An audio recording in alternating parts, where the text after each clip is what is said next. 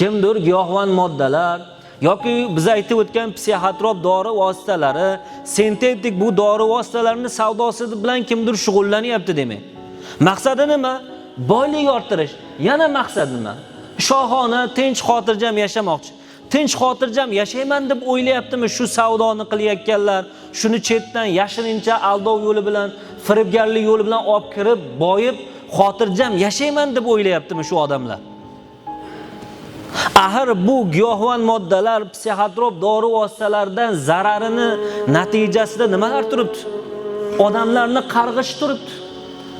Ota-onalarni la'nati turibdi. Yetim qolgan farzandlarni ko'z yoshi turibdi. Oilalarni buzilishi turibdi-yu.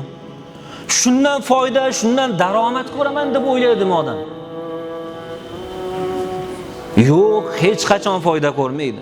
Ehtimol bugun yaxshidir. Ehtimol dang'illama uy qurgan, qimmatbaho mashina minib yurgan, hamma narsasi butundir.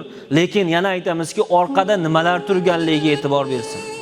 Rasulimiz sollallohu alayhi va sallam o'sha mast qilguvchi ichimliklar haqida gap ketganda, uni tayyorlovchisi, olib keluvchisi, vositachilik qiluvchi, o'rtada turib hammasiga Allohning la'nati bo'ladi degan.